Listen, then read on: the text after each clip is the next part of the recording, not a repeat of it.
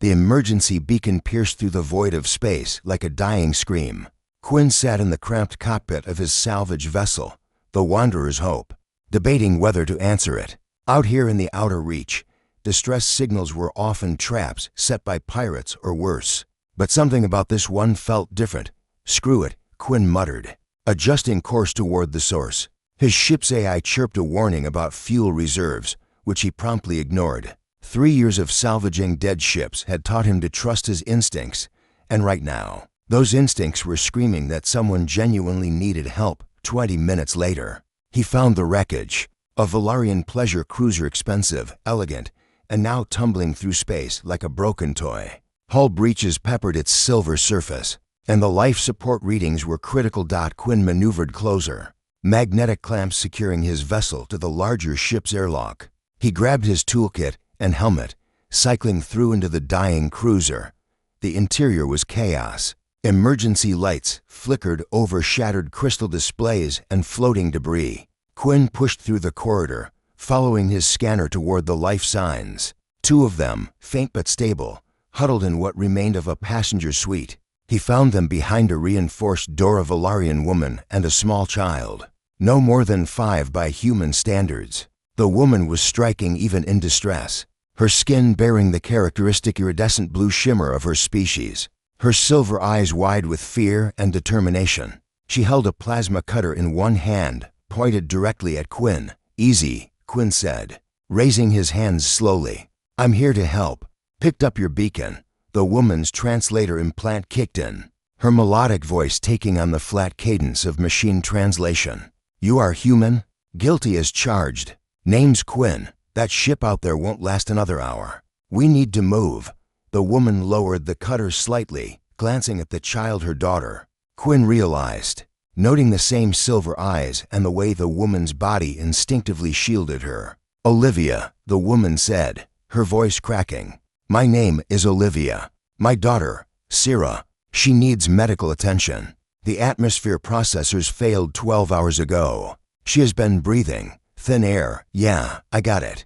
Quinn moved forward carefully, kneeling beside the child. Syrah's breathing was shallow, her blue skin tinged with an unhealthy gray. "My ship's got a medical pod. Basic, but it'll stabilize her. Come on." The journey back was tense. Quinn carried Syrah while Olivia followed close behind, her eyes constantly scanning for threats that didn't exist. Trust didn't come easy to anyone in the outer reach.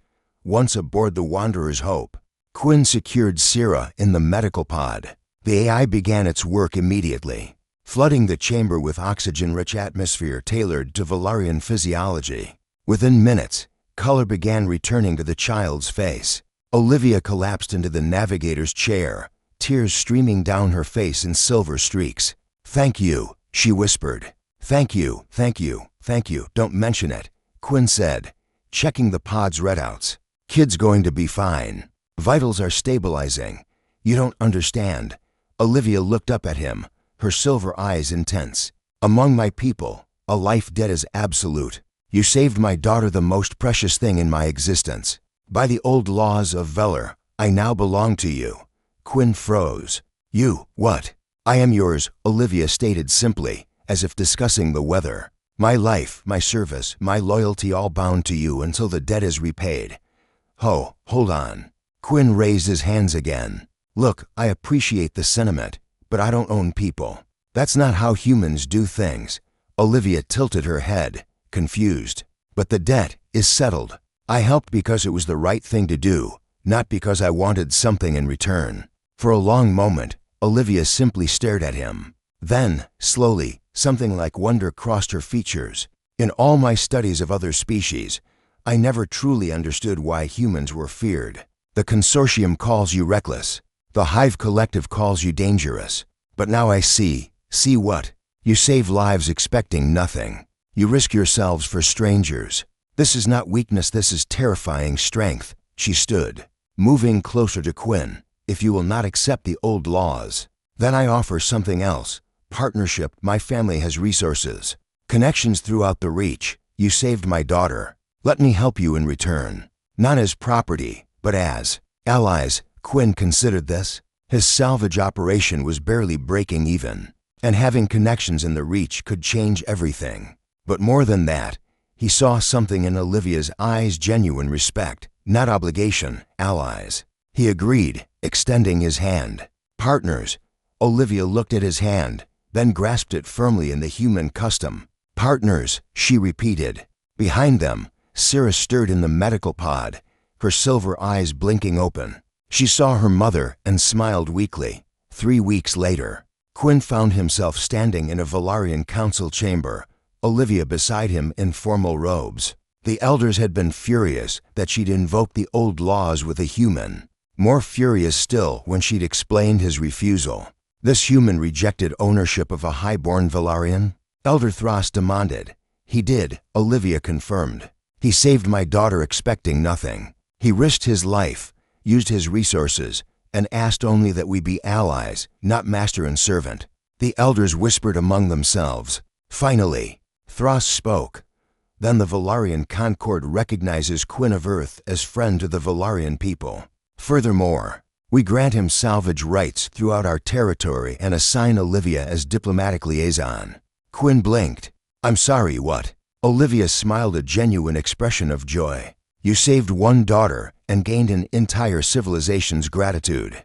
That, Quinn, is the human way. And it terrifies the galaxy because it works later. Aboard the newly refitted Wanderers, Hope, now sporting Velaryon tech upgrades, Quinn stood at the viewport with Olivia beside him. Sarah played in the background with a holographic toy. You know, Quinn said. I just answered a distress call and changed everything, Olivia replied. That is what humans do.